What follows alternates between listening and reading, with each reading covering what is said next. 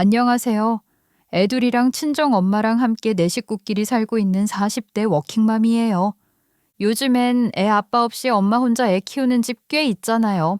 그래서 저는 아무렇지 않은데 저희 엄마는 좀 걱정이 많으신 것 같더라고요.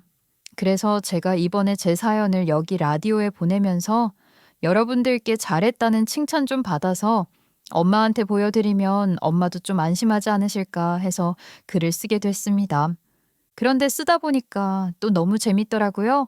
여러분께도 좀 속 시원한 사연이 됐으면 좋겠네요. 저는 평생 김밥만 말며 살았다고 해도 과언이 아니에요. 제 몸에서는 늘 참기름 냄새가 배어 있었죠. 샤워를 두세 번 하고 나와도 누가 지나갔다가 너 또 김밥 말았어? 이런 말을 할 정도였어요. 어릴 때도 도시락은 항상 김밥, 뚜껑만 열면 김밥 냄새가 훅 올라왔는데 어릴 땐 친구들이 참 부러워했던 기억이 나네요. 왜냐면 우리 엄마가 시장통 골목에서 김밥 장사를 하셨거든요. 엄마가 김밥을 싸기 시작한 건 저 때문이었답니다. 솔직히 말해서 우리 엄마는 김밥 말기 전에는 정말 아무것도 못하는 사람이었어요. 엄마는 20살간 넘겨서 선자리에서 아빠를 만나고 바로 시집을 온 케이스였거든요. 엄마 말로는 그땐 다 그랬어. 남편 잘 만나면 평생 먹고 사는 거지. 라는데 엄마는 그 시대 사람들 중에서도 유난히 세상 물정 모르고 순한 편이었어요. 그러니까 김밥집 같은 걸 할 줄 알았을 리도 없는 거예요. 근데도 우리 엄마는 제가 어디 가서 아빠 없이 큰 애 같다는 말 들을까봐 머리핀 하나 사도 어디서 아빠 없는 애라는 소리 들으면 안 된다며 늘 제 외모며 행색이며 신경을 잔뜩 썼어요. 그래서 팔자에도 없던 장사를 시작하게 되신 거죠. 돌아가신 우리 아빠는 정말 건강한 사람이었어요.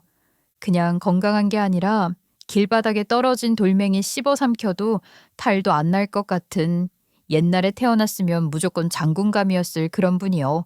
건설회사에서 굵직한 용역 일을 하던 사람이었고 현장에서 큰일이 있으면 항상 아빠가 맡아 했대요. 사장의 신임도 엄청 두터웠다더라고요. 그래서 수당도 남들보다 훨씬 좋았고 집에는 돈이 부족한 적이 없었죠. 당시에는 그게 얼마나 특별한 건지 몰랐어요. 저는 그냥 아빠가 맨날 공주옷 사주고 동네에서 구하기 힘든 미제 과자 사다 주고 제가 이거 갖고 싶다 하면 그 다음날 제 손에 들려있는 걸 보면서 아빠는 원래 그런 사람인가 보다 하고 살았어요. 저는 어린 마음에 저희 집이 당연히 영원히 그럴 거라 생각했어요. 세상에서 제일 든든한 사람이 우리 아빠였거든요. 근데 그 든든함이라는 게 참 허무하게도 무너지더라고요. 저는 아직도 그 장면이 또렷하게 떠올라요. 제가 초등학교 3학년이었고 아침에 학교 가려고 양치하던 중이었어요.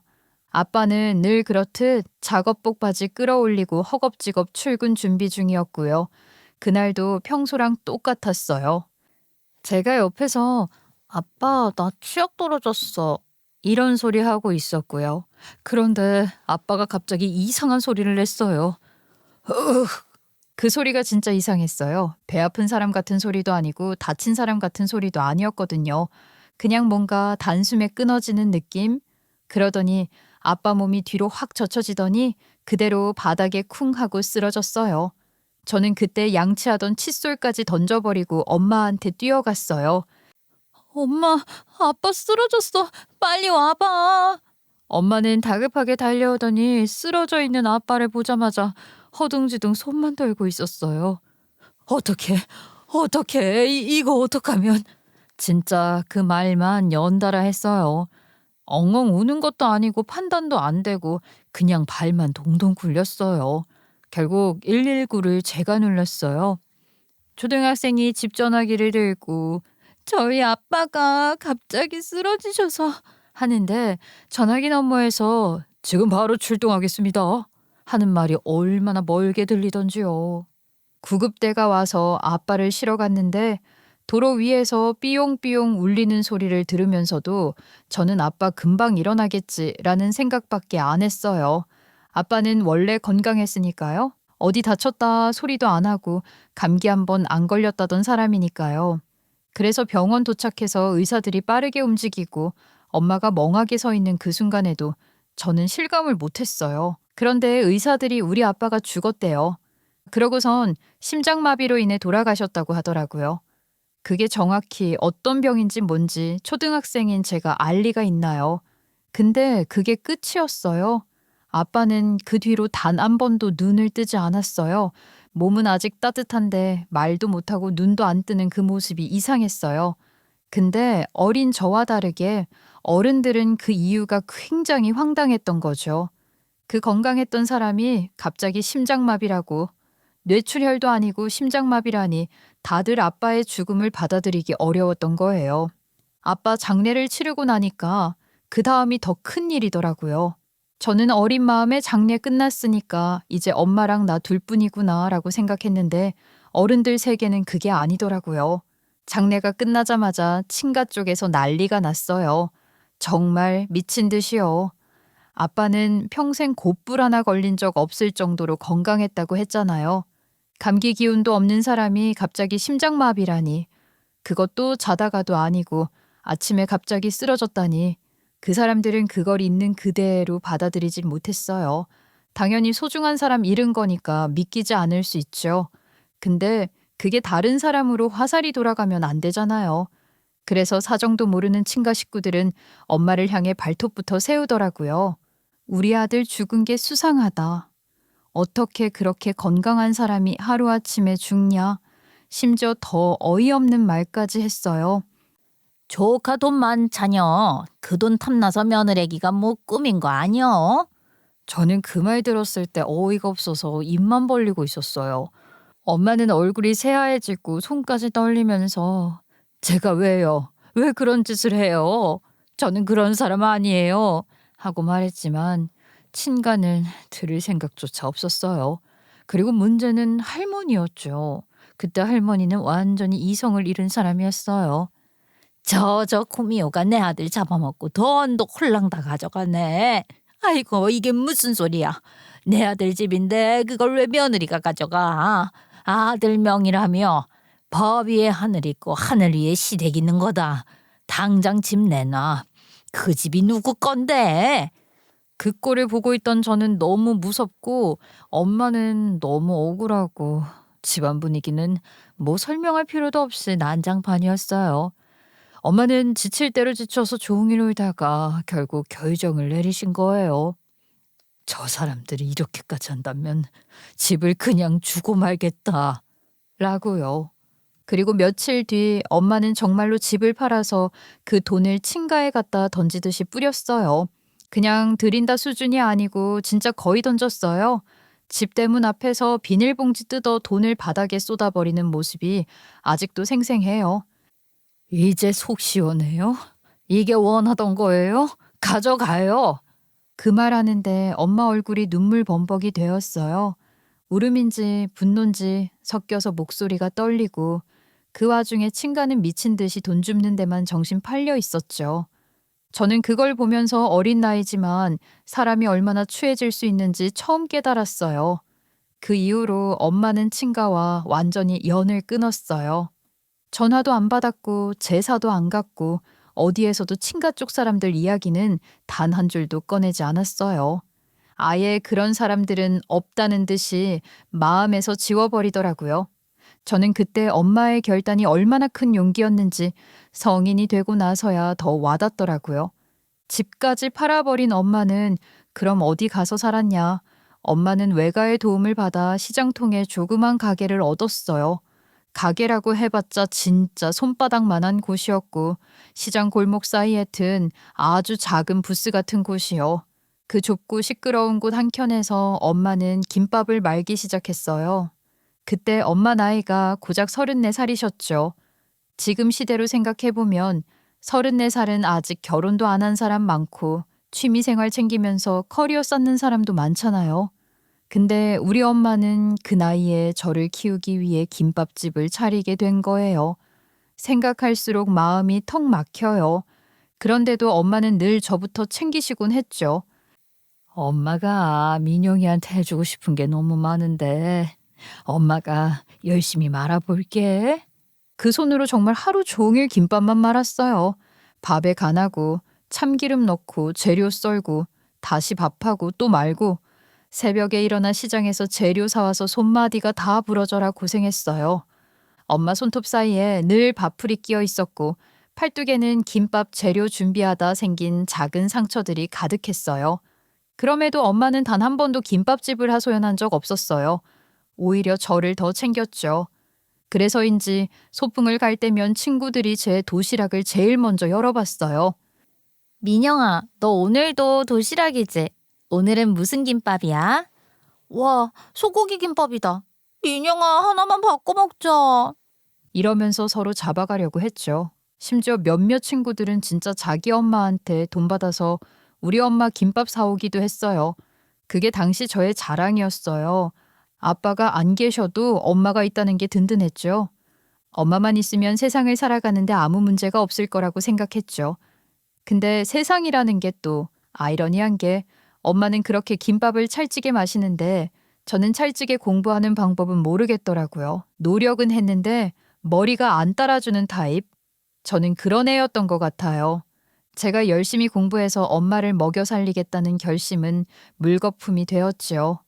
전 결국 상고에 진학했고 졸업하자마자 직장 들어갔는데 하필 또 불미스러운 일에 휘말려서 회사를 그만두게 되었어요. 뭐 억울한 것도 있었고 좀 답답한 것도 있었고 여러모로 인생이 꼬이기 시작했지요. 저는 그때 너무 우울해서 집 밖도 나가기 싫더라고요. 그러고 방구석에 틀어박혀 있었는데 그때부터 엄마가 저보고 같이 김밥 말자고 하시더라고요. 그래서 저는 21살부터 김밥집에 나가 엄마 일을 돕게 되었죠. 그렇게 저와 저희 엄마한테는 항상 고소한 냄새가 나게 된 거예요. 그런데 솔직히 김밥만 말아서 두 모녀가 어떻게 풍족하게 살겠어요. 하루 벌어 하루 먹고 사는 그런 매일이 이어질 걸 생각하면 이건 엄마한테도 진짜 안 될 일인 것 같은 거예요.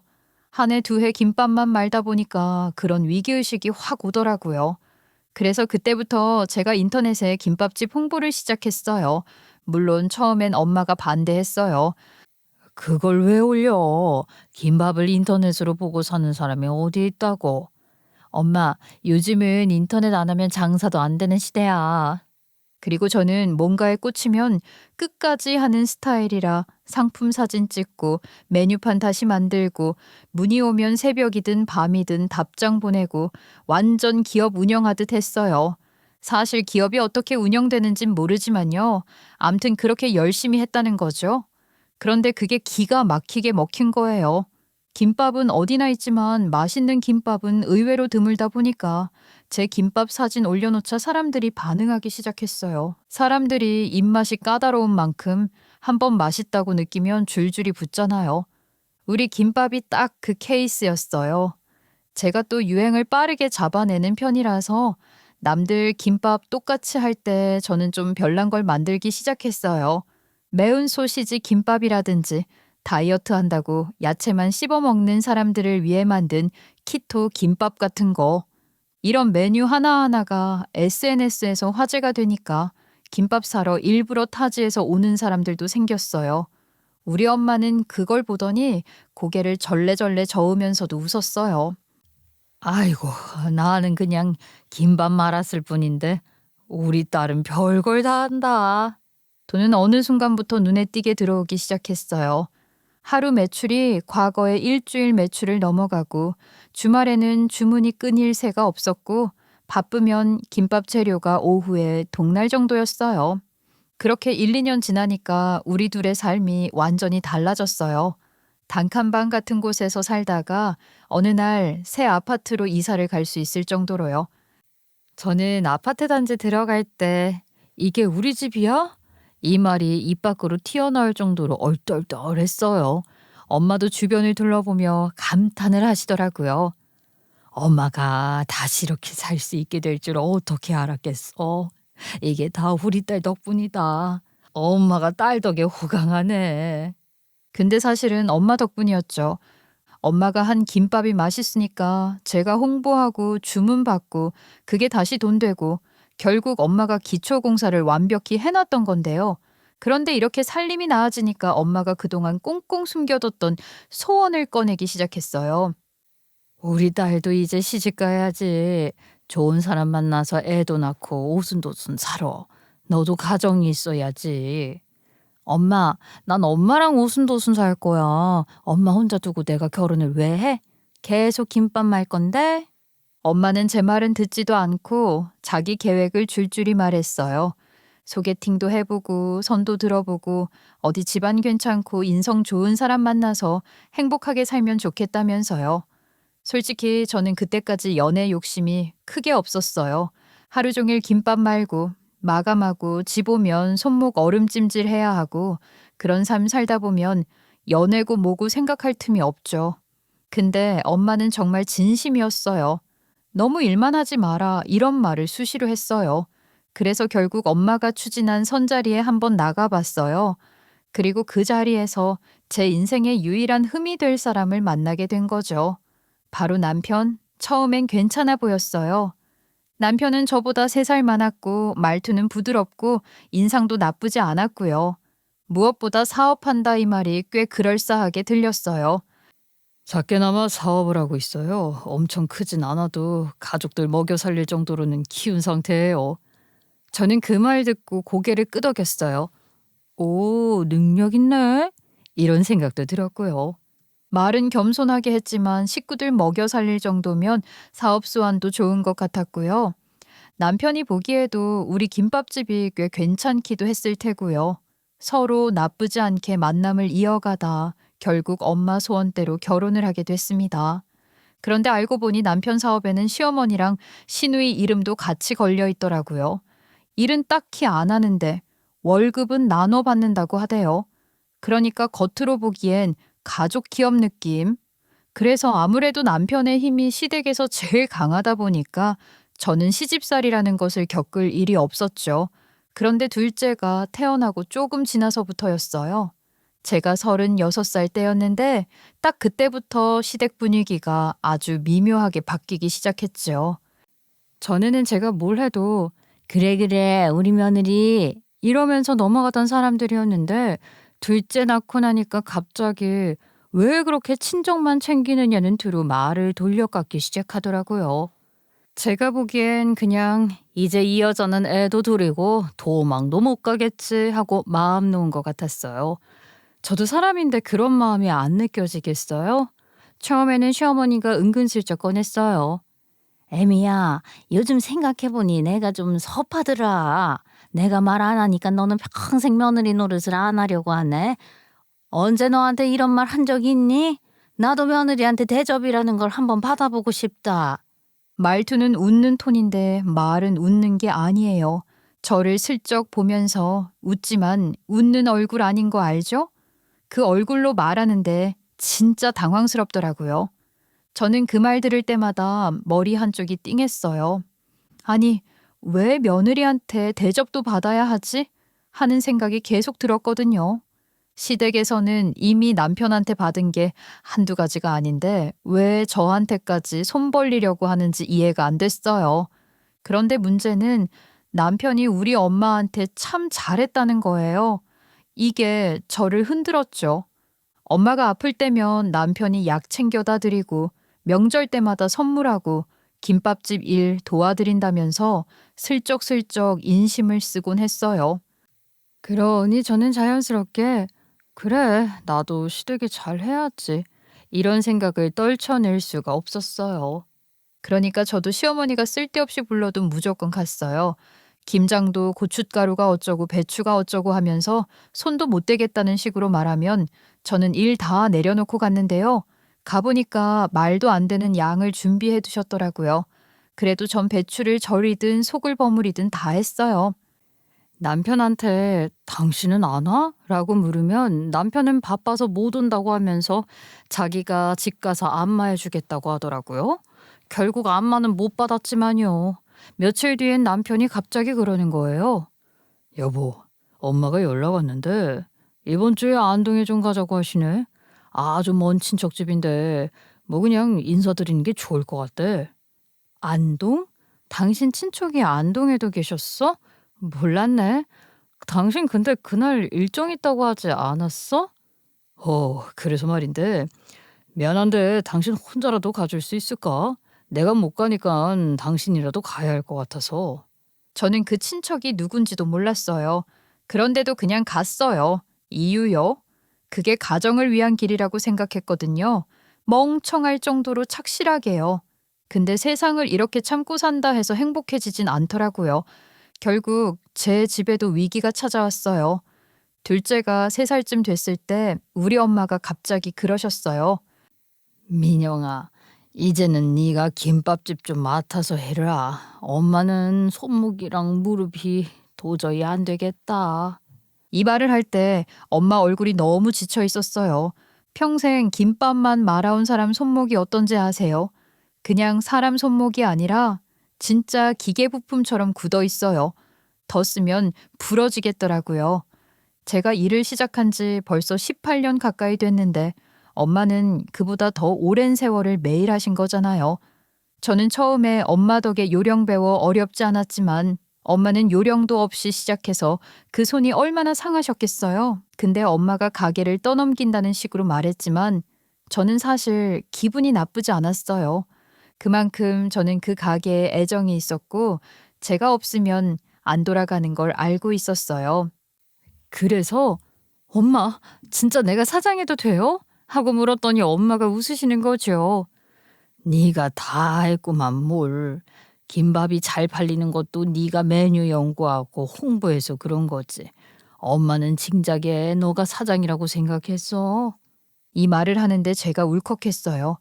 여러모로 인정받는 기분이랄까. 마침 애들도 어린이집에 다니기 시작했고 저도 가게를 본격적으로 챙길 시간이 생겼으니 가게 운영도 문제 없었어요. 장사는 이미 자리를 잘 잡은 상태였고 저는 더 키울 자신도 있었어요. 근데 문제는 늘 시댁이죠. 시댁에서 이 소식을 듣더니 세상에 어떻게 이런 일이 있냐는 듯이 반응하더라고요. 아니, 우리 아들이 벌어서 잘 먹고 잘 살게 해주는데 며느리가 왜 김밥집을 나간대? 그거 쪽팔리지 않니? 대표 마누라가 김밥집 한다고 하면은 남편 체면도 있는데 말이다. 사실 시댁은 전부터 제가 가게 도와주는 걸 내심 싫어했어요. 뭐 여러 의미가 있었겠죠. 저한테 며느리 노릇이니 뭐니 하던 거에 연장선이었을 수도 있고요. 우리 아들이 먹여 살린다 이 프레임을 깨고 싶지도 않았을 것 같아요. 그렇게 시댁은 뒤에서 수근수근 말도 안 되는 소리들을 하기 시작하던 그 시점이었어요. 그런데요, 인생은 언제나 한쪽이 좀 안정되려고 하면 반드시 다른 쪽에서 펑 터지는 법이더라고요. 남편 사업이 그랬어요. 진짜 말 그대로 하루아침에 쿵 내려앉은 거죠. 제가 만약 그때 김밥집을 안 하고 있었다면 우리 네 식구가 어떻게 됐을까 싶을 정도로요. 남편 사업이 왜 망했냐고요? 이래서 사람은 수족을 아무한테나 두면 안 돼요. 남편이 얘는 나랑 오래 같이 해서 믿을 수 있다고 데리고 다니던 직원이 있었거든요. 거의 오른팔처럼 붙어 다니던 애였어요. 남편이 회사에 없을 때 현장 챙기고 회계도 보고 거래처도 응대하고 남편이 믿는다 말할 때마다 저는 속으로 너무 믿지 마라 이런 생각을 하긴 했어요. 근데 제 촉이 맞았던 거죠. 그 인간이 회사 돈을 횡령했어요. 그것도 그냥 몇백만 원 이런 귀여운 수준이 아니라 회사 전체를 뒤흔들 만큼 큰 금액을요. 남편이 그걸 알았을 땐 이미 늦었고 그 자식은 야밤에 사무실 물건 훔쳐 나르듯이 서류 몇 장 챙겨서 튄 다음 중국으로 넘어간 것 같다고 하더라고요. 경찰 조사에서도 이미 출국 기록만 남아있고 행방은 모름이라니 영화가 아니라 현실에서 이런 일이 일어나는구나 싶었어요. 근데 진짜 문제는 그게 끝이 아니었다는 거예요.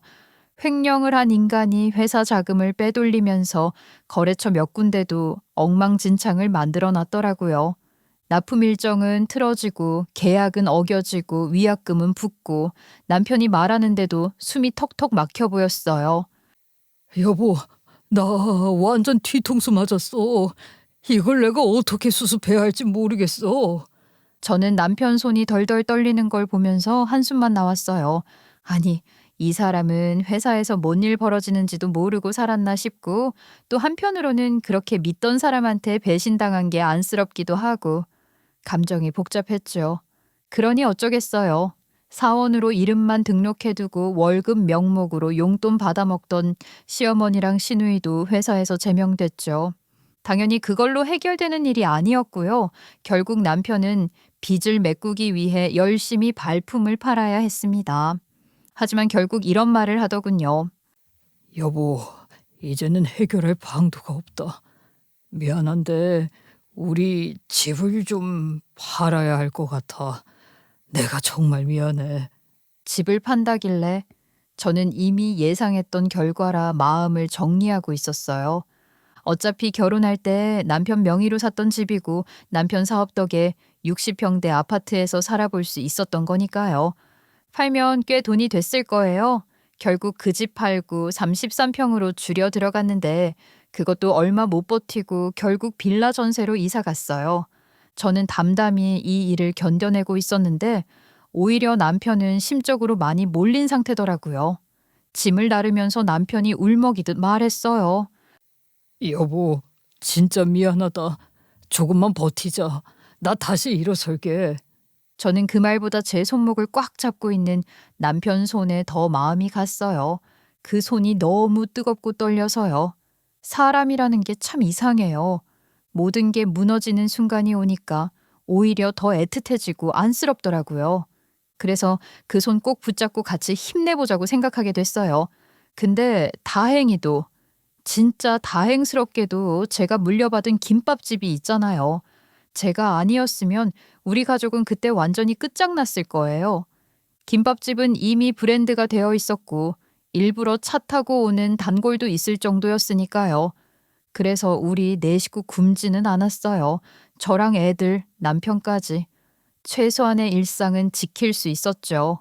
그렇게 하루하루 버텨냈어요. 진짜 버텼다는 게 딱 맞는 표현이에요. 누가 보면 눈물 나게 열심히 사는 부부 같았을 거예요. 솔직히 말해서 우리 집이 이렇게까지 흔들릴 줄은 몰랐어요. 남편 사업이 기울기 시작하자 그동안 입만 열면 제 김밥집을 쪽팔린다. 대표 마누라가 왜 저런 걸 하느냐 하며 눈꼬리를 올리던 시댁이 어느 순간 갑자기 태도를 싹 바꾸더라고요. 사람의 본성이 언제 드러나는지 아주 교과서처럼 보여준 케이스였죠. 예전엔 김밥의 김소리만 들어도 얼굴을 찡그리던 사람들이 어느 날은 제 앞에 와서 이러는 겁니다. 아니 민영아, 너가 그래도 일하니까 우리가 그나마 숨통이 트인다. 그 김밥집 좀 더 키울 생각은 없어? 우리도 가서 그냥 주문받고 계산하는 정도는 도와줄 수 있는데 어떠니? 너는 김밥 말고 우리는 일 배우면 되잖아. 저는 진짜 한순간에 입이 쭉 나왔어요. 아니, 이 사람들 태세 전환이 어떻게 이렇게 빨라요? 남편 사업 망하기 전엔 김밥 썰다가 떨어진 손톱도 그대로 접시에 내놓을 거라고 의심하던 분들이었거든요. 그런데 이제 와서는 우리도 일할게 이러고 앉았으니 더 황당한 건 다음 말이었어요. 어차피 너는 너 할 일만 하면 되는 건데 우리가 좀 쉽게 할 수 있게 도와준다는 거지. 월급은 400만 원 정도면 괜찮지 않아? 진짜 황당하죠? 무슨 400만 원이에요. 우리 가게에서 5년 넘게 일해주고 계신 분들도 그 정도는 못 드리고 있는 판에. 그래도 저는 최대한 침착하게 말했어요. 어머님, 저희 가게는 이미 오래 일해주시는 이모님들도 계시고요. 자리가 넉넉한 구조가 아니에요. 그리고 400만 원 월급은 솔직히 말씀드리면 지금 상황에서 불가능해요. 아시잖아요. 빚도 있고 저희가 그렇게 챙겨드릴 수 있는 형편이 아니란 거. 근데 문제는 저희 남편이었어요. 그 인간이 그걸 꽤 서운해하는 거 있죠. 진짜 어이가 없어서 말이 안 나오더라고요. 여보, 그래도 엄마랑 혜미가 도와주겠다는데 너무 딱 잘라 말하는 거 아니야? 도와주는 게 아니고 일하러 들어오시겠다는 거잖아.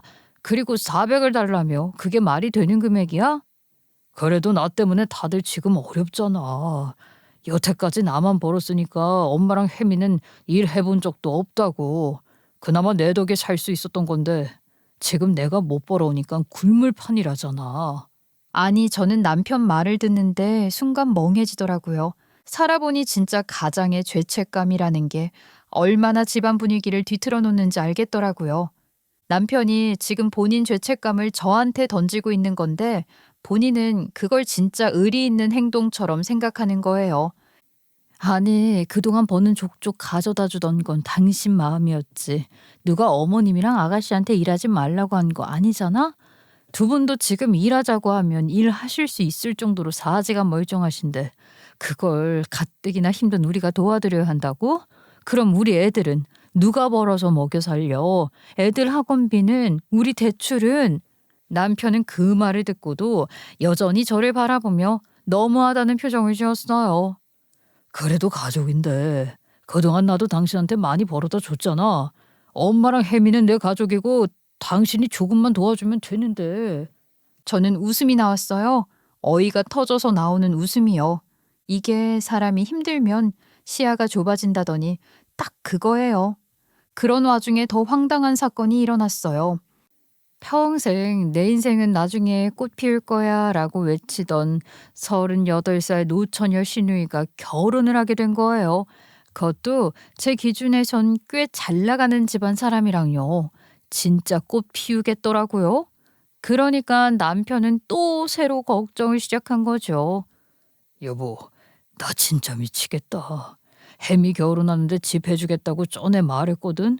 근데 지금 집을 해주긴커녕 내 집도 없는 상황이야. 여보, 우리 진짜 빌릴 수 있는데 없어? 저는 그 말 듣고 입술을 꾹 눌렀어요. 여러 의미에서요. 여보, 지금 우리도 겨우 빌라 전세에서 애 둘 키우고 있잖아. 우리가 어떻게 집을 해줘? 우리 애들한테 써야 할 돈이지. 근데 남편이 그 말을 듣는 순간 고개를 푹 숙이더니 뭔가 저를 원망하는 표정을 지었어요. 네가 좀 도와주면, 이런 눈빛 있죠? 저는 진짜 있는 힘 다해서 참았어요. 애들 앞이라 참았고 제 말이 또 상처될까 봐 참았고 이 인간이 지금 제정신이 아니라는 걸 알기에 참았어요. 근데요, 잘 참아도 매일 참으면 그게 사람을 좀먹어요. 남편은 도와달라, 왜 못 도와주냐, 가족인데 너무하다. 이 말들을 며칠 간격으로 계속 꺼냈거든요. 덕분에 저는 매일 기운이 쭉 빠졌어요. 숨을 쉬어도 숨이 턱 막히는 느낌이랄까. 하루 종일 김밥 말고 집 와서 빨래 돌리고 애 씻기고 재워놓으면 남편은 지 스트레스 받는답시고 술 냄새 풍기며 그 얘기를 또 꺼내는 거예요. 그럼 저는 뭐 기운이 나만 하겠어요? 솔직히 말해서 저는 그때 이미 마음속에서 뭔가 딱 끊어지는 소리를 들었어요. 남편은 매일같이 누나 집 어떻게 하냐, 엄마 밥줄 끊기게 생겼다, 가족인데 좀 도와주면 안 되냐, 이 소리를 하고 있었고 저는 하루에도 12번씩 숨을 삼키며 참아내고 있었죠. 그런데요, 사람 마음이란 게 원래 낙숫물이 바위를 뚫듯 반복되는 스트레스에 그냥 뚝 부러지는 순간이 오더라고요. 저한테 그 순간이 바로 그 시기였던 것 같아요. 어느 날이었어요. 새벽부터 김밥 말고 애들 챙기고 장 봐오고 가게 사람들 월급 정리하고 기름값 보고 단골 주문 확인하고 하루 종일 돌아다니다가 집에 돌아와 소파에 겨우 엉덩이 붙였더니 남편이 또 시누이 집 얘기를 꺼낸 겁니다. 그때 제가 숨을 한번 들이켰는데 그 숨이 올라오다가 가슴 한가운데 걸리는 기분이 들었어요. 이제 됐다, 이 생각이 들더라고요. 그날 밤 저는 결국 결심을 했습니다. 김밥집을 팔기로요. 우리 애들 때문이었어요.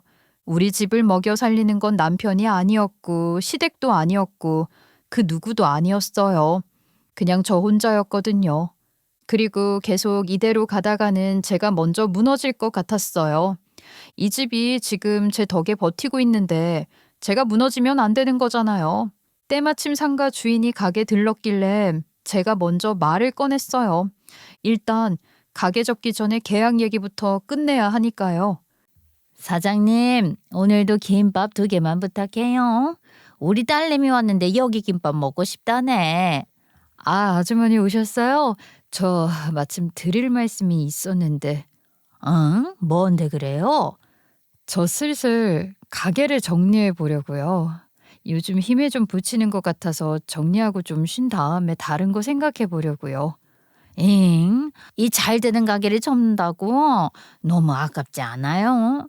아이고 쉬고 싶다니 내가 더 할 말은 없지만은 사장님 오래 해줬으면 싶었는데 내가 너무 아쉽네. 그렇게 생각해 주시니 감사하죠. 아주머니, 새 세입자 구하실 때까지만 할게요. 여기 김밥 3줄, 한 줄은 서비스예요. 그렇게 상가 주인이 이제 이 김밥 못 먹는 거냐며 아쉬운 표정으로 돌아갔는데요. 다음날 다시 찾아와서 이런 말씀을 하시더라고요. 사장님, 내가 어제 그러고 가서 딸한테 말했더니 우리 딸이 김밥집 이어받고 싶다고 하네. 나도 그게 좋을 것 같아. 혹시 가게 채로 내줄 수 있을까요? 권리금은 충분히 드릴게요. 생각지도 못했던 제안이라 깜짝 놀랐는데 가만 생각하니 이보다 좋은 찬스가 없더라고요. 열심히 갖고 온 김밥집이 아깝기도 하고 좋은 기회가 왔을 때 정리해야 된다는 생각이 들어서 바로 고개를 끄덕였어요. 네, 저도 내심 아까웠는데 이어가 주시면 감사하죠. 레시피 같은 것도 정리해두고 있을게요. 저는 그 자리에서 깔끔하게 계약을 넘기고 가게를 정리하기 시작했어요. 우리 엄마도 조용히 따라주셨어요. 엄마는 이미 제가 남편과 시댁 사이에서 버티는 걸 너무 오래 지켜봤던 분이니까요. 그런데 문제는 그걸 시댁에는 일부러 말 안 했다는 점이었죠. 왜냐고요? 말해봐야 난리 날 게 뻔했거든요. 저는 이미 지쳐 있었고 그 난리를 상대할 힘도 없었어요. 그런데 역시나 말 안 하면 조용히 넘어갈 리가 있나요? 어느 날 시어머니랑 시누이가 가게로 저를 찾으러 왔다가 세 사람이 들어와 있으니까 그 자리에서 난리가 난 겁니다. 그리고 바로 우리 집으로 들이닥쳤어요. 현관문 두드리는 소리만 들어도 알겠더라고요. 너 김밥집 그만뒀다며? 미쳤어? 어떻게 우리한테 한마디도 없이 이런 짓거리를 벌여? 언니 미친 거 아니야? 어떻게 말도 안 하고 가게를 팔아? 언니 진짜 이제 정신 놓은 거야? 저는 문 열다가 순간 기가 막혀서 웃음이 나오더라고요. 그런데 제가 웃어서 그런가 시어머니는 얼굴이 벌개져서는 저를 밀어붙이듯 말했어요. 너 김밥집 계속한다고 했잖아. 너 믿고 우리 딸 신혼집 계약했는데 어쩔 거야? 어쩔 거냐고. 우리 딸 집 해줄 돈은 빼놓은 거 맞아? 다짜고짜 와서 저한테 난리치는 것도 어이가 없었는데 누굴 믿고 누구 신혼집을 계약했다는 거예요? 그 말에 웃음이 싹 가신 거죠. 저도 더 이상은 못 참겠다 싶더라고요. 누구신데 여기서 난리세요? 두 분 저 아세요? 그 말에 시어머니랑 시누이 더 난리가 났죠. 저한테 미쳤냐느니 드디어 정신이 나갔냐느니 막 와곽대는데 사람 목소리가 멀리서 들리는 것처럼 한심하게 들리더라고요. 그래서 저는 방에 들어가서 서랍 열고 조용히 서류 한 장 꺼내서 두 사람 앞에 툭 내밀었어요. 말도 안 했어요. 그냥 보고 알아먹으라고. 시모가 제일 먼저 종이를 뒤집어 보더니 얼굴이 하얘지기 시작했죠. 시누이는 옆에서 고개를 내밀다가 자기 눈으로 그 서류에 지 오빠 이름이 없는 거 확인하니까 입모양만 벌어진 채로 멈춰 있었고요. 이게 뭐냐? 보시면 몰라요? 가족관계 증명서잖아요. 엊그제 뽑아온 따끈따끈한 거예요. 근데 왜 우리 아들 이름이 없어? 어휴, 설명하기 귀찮아서 서류 보여드렸는데도 계속 물어보시네. 당연히 이혼해서죠. 딱 그렇게 말했더니 둘이 동시에 숨을 들이마시는 소리가 들렸어요. 그러곤 바로 비난이 쏟아졌죠. 당연히 왜 말을 안 했냐, 이런 중대사를 자기들끼리 결정하는 게 말이 되냐, 어쩌고 저쩌고. 어떻게 가족들한테 말도 안 하고 이혼을 해? 우리 아들 사업 망해가니까 버린 거야, 어? 이 독한 것, 이 매정한 거사. 아니야, 엄마. 언니, 아니지? 그거 오빠 빚 때문에 일부러 위장 이혼한 거지, 그치? 그거 맞지? 네, 빚 떠안기 싫어서 한 거 맞아요. 그러자 시누이가 갑자기 막 울먹이기 시작하더라고요.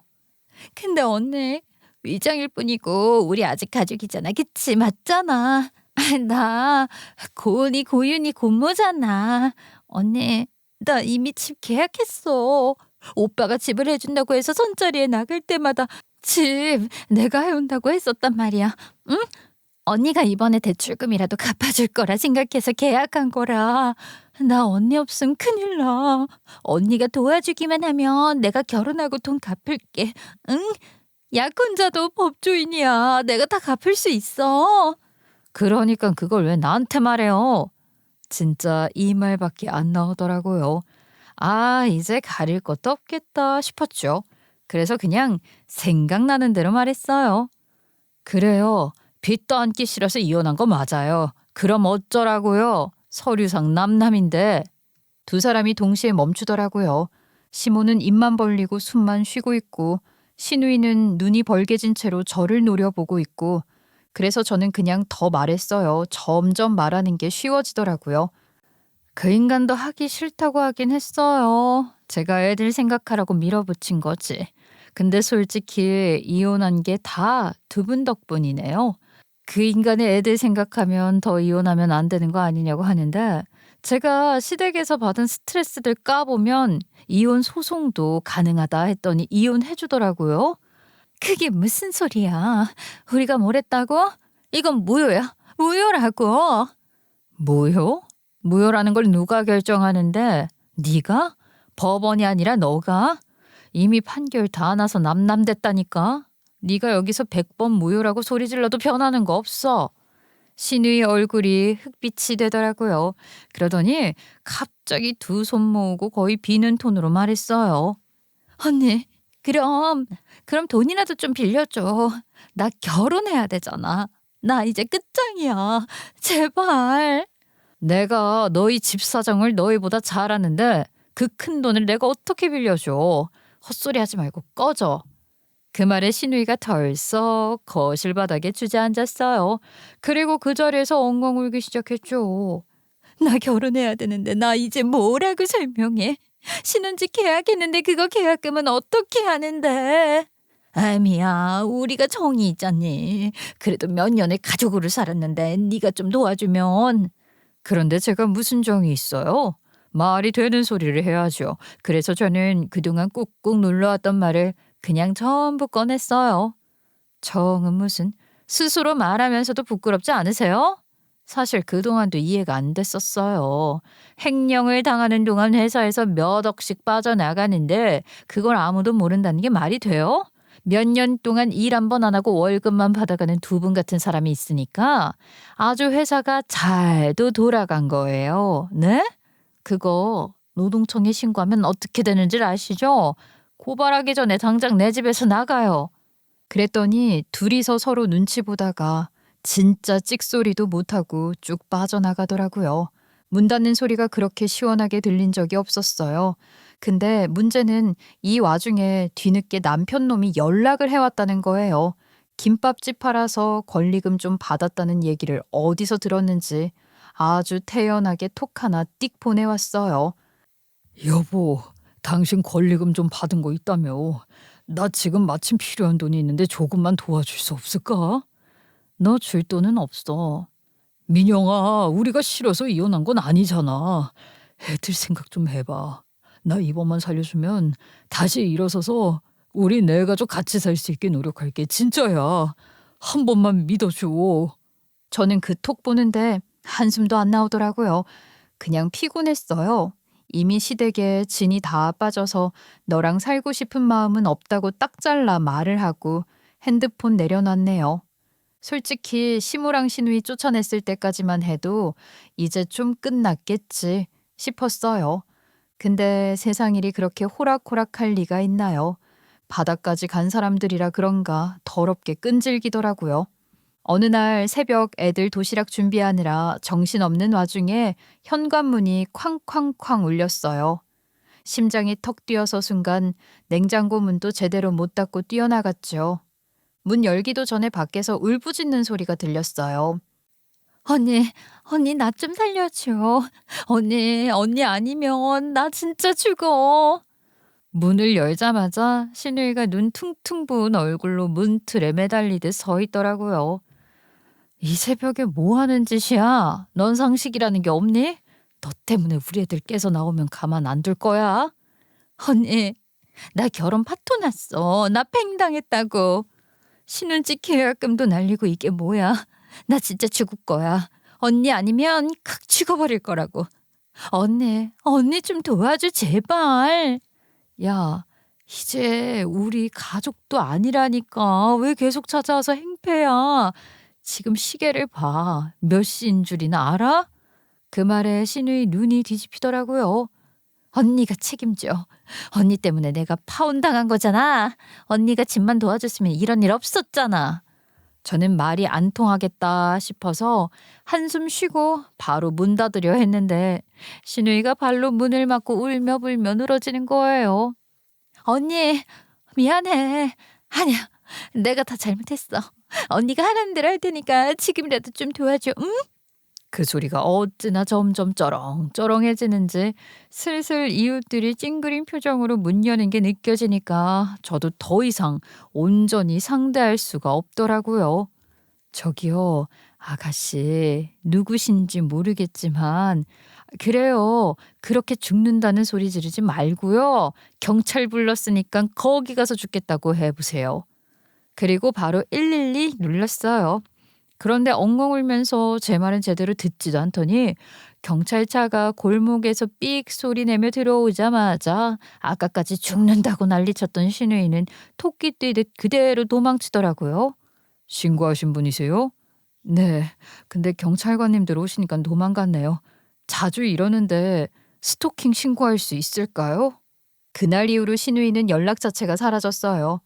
톡도 없고 전화도 없고 실물은 더더욱 없고 속으로 생각했죠. 한 명 정리 완료. 그런데 며칠 뒤 전 남편 놈이 슬금 연락을 해왔어요. 그 인간은 시모 시누이보다 더 조용하길래 아예 잠적한 줄 알았거든요. 그러니까 괜히 소식이 궁금한 거 있죠? 그래서 슬쩍 알아봤더니 아직도 빚에 치여 허덕인다고 하더라고요. 결국 그 회사는 폐업 처리됐다는데 솔직히 그렇게 법 구멍 속속 피해가면서 편법으로 운영하던 회사가 오래 가봤자 얼마나 갔겠어요. 다 전 남편 같은 사람이 대표로 있으니까 결국 그렇게 될 운명이었던 거죠. 근데 그런 인간이 또 새 사업을 시작했었다네요. 용기도 가상하지 아니나 다를까 이미 신용이 바닥이어서 거래처들이 다 등을 돌렸다고 하더라고요. 게다가 횡령 사건으로 세무조사까지 받으면서 세금 폭탄을 맞았지. 결국 본인 명의로 있던 차량, 통장까지 압류당했다는데 저랑 이혼한 직후보다 더 꼴이 안 됐더라고요. 지금은 지 엄마랑 경기도 외곽에서 월세 40짜리 원룸에 새 들어 살고 있다던데 솔직히 그렇게나마 살 수 있는 게 감지덕지죠. 예전엔 저희 김밥집이 쪽팔린다던 사람들이 생각하기엔 아닐 수도 있겠지만요. 너무 꼬숩죠? 전 제가 김밥에 바르던 참기름, 들기름보다 더 꼬숩더라고요. 그러다 얼마 전에 아주 생뚱맞게 전 남편한테 연락이 왔어요. 몇 달 동안 연락이 없었거든요. 사실 저는 이 인간이 제 인생에서 완전히 증발했다고 생각했어요. 그래서 오히려 전화를 받아보고 싶더라고요. 근데 괜히 받았어요. 받아보니 시작부터 신세 한탄이 줄줄이 흘러나왔어요. 여보, 당신은 요즘 어떻게 지내? 난 요새 일도 없고 용역 나가도 하루에 한두 시간 서 있다가 오늘 일 없어요 하면 그냥 집에 와. 진짜 미치겠다. 저는 듣고 있는데 이상하게 마음이 하나도 안 움직였어요. 예전엔 저런 말만 들어도 불쌍하다고 어깨 한번 토닥여줬을 텐데 지금은 커피 한 모금 마시면서 그래? 그래서 이런 느낌? 그래서 솔직히 직접 물어봤어요.